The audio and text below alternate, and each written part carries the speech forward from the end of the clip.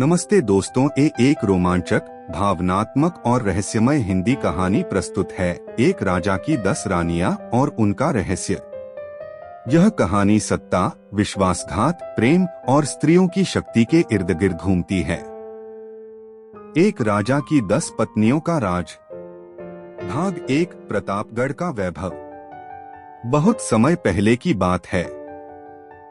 उत्तर दिशा में स्थित एक समृद्ध राज्य था, प्रतापगढ़। इस राज्य के राजा महाराज वीर सिंह न सिर्फ अपने पराक्रम और न्यायप्रिय स्वभाव के लिए प्रसिद्ध थे, बल्कि उनके महल में एक और बात मशहूर थी, उनकी 10 रानियां। इन 10 रानियों की सुंदरता, बुद्धिमत्ता और रहस्यमयी ताकतों की चर्चाएं दूर दूर तक फैली हुई थीं। रानी चंद्रलेखा ज्योतिष विद्या की ज्ञाता, रानी मृगनयनी अपार सौंदर्य की प्रतिमा, रानी ध्वनिलता संगीत और तंत्र की माहिर, रानी सुदेशना आयुर्वेद की विदुषी, रानी तारामती युद्धनीति की ज्ञाता, रानी कल्याणी लोकहित और सेवा में रत, रानी रूपांजलि चित्रकला में निपुण, रानी गंधप्रभा सुगंध व इंद्रिय ज्ञान में दक्ष, रानी नंदिता शास्त्र और वेदों की पंडिता, और सबसे रहस्यमयी रानी माया। भाग 2, माया का आगमन। रानी माया बाकी सब रानियों से अलग थीं। उनके बारे में कोई नहीं जानता था कि वो कहां से आई थीं। एक दिन महल के द्वार पर एक राजसी वस्त्रधारी स्त्री ने दस्तक दी और स्वयं को माया बताया। राजा वीरसिंह उसकी बातों, उसकी आंखों के तेज और रहस्यमयी मुस्कान से प्रभावित हो गए और उसे विवाह के लिए स्वीकार कर लिया। धीरे धीरे महल के वातावरण में परिवर्तन होने लगा। भाग 3, बदलता महल। रानी माया के आने के बाद महल की रौनक तो बढ़ गई, परंतु कुछ अजीब घटनाएं भी घटने लगीं। सैनिकों को रात्रि में किसी स्त्री की छाया दिखने लगी। चंद्रलेखा की गणनाएं असत्य होने लगी। संगीत सभा में स्वर भटकने लगे। रानी कल्याणी की औषधियां असर करना बंद कर गईं। रानी माया अकेले में घंटों महल के एक गुप्त कक्ष में जाती, जहां कोई जाने की अनुमति नहीं थी। राजा पर उसका प्रभाव बढ़ता गया। धीरे धीरे राजा ने अन्य रानियों से मिलना जुलना बंद कर दिया। भाग 4, रानियों का संगठन। बाकी 9 रानियां एक रात एकत्र हुईं। वे जान चुकी थीं कि माया केवल सुंदर नहीं, बल्कि अत्यंत चतुर और किसी गहरे रहस्य से जुड़ी स्त्री है। उन्होंने प्रण किया कि माया के रहस्य को उजागर करेंगी।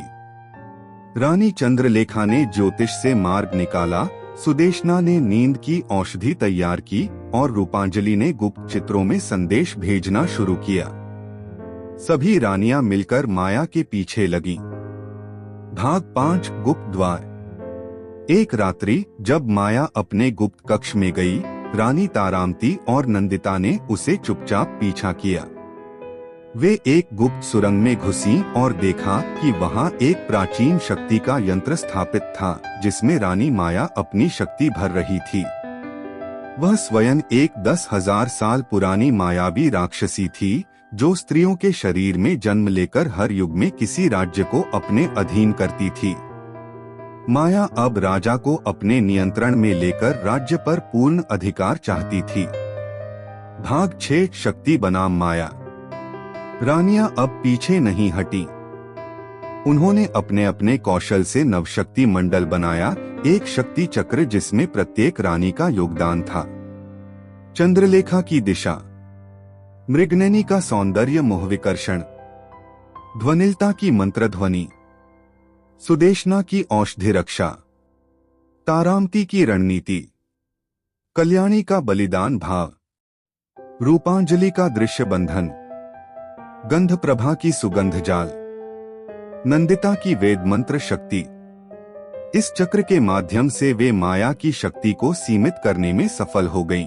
भाग 7, माया का अंत। अंततः एक अमावस्या की रात को 9 रानियों ने शक्ति चक्र में माया को बुलाया। जब माया वहां पहुंची, तब तक बहुत देर हो चुकी थी। रानियां पहले से तैयार थीं। उनके मंत्रों और बलिदान की शक्ति से माया का मायावी रूप ध्वस्त हो गया। माया की चीखों ने पूरे महल को हिला दिया और वह अग्नि में समा गई। भाग 8 राजा की आंखें खुली। जैसे ही माया नष्ट हुई, राजा वीर सिंह की आंखों से पर्दा हटा। उन्हें अपने पिछले व्यवहार पर अफसोस हुआ। उन्होंने 9 रानियों से क्षमा मांगी और उन्हें राज्य की सहशासक घोषित किया। अब प्रतापगढ़ में शासन केवल वीर सिंह का नहीं, बल्कि 10 शक्तिशाली स्त्रियों का था, एक राजा और 9 रानियां, जिसमें माया की भूमिका अब एक सबक बन चुकी थी। समाप्त। शिक्षा। यह कहानी हमें सिखाती है कि सत्ता तब तक सुरक्षित रहती है जब तक वह सच्चाई और समर्पण के साथ जुड़ी होती है। स्त्रियां केवल शोभा का प्रतीक नहीं, बल्कि शक्ति, बुद्धि और त्याग की प्रतिमाएं होती हैं।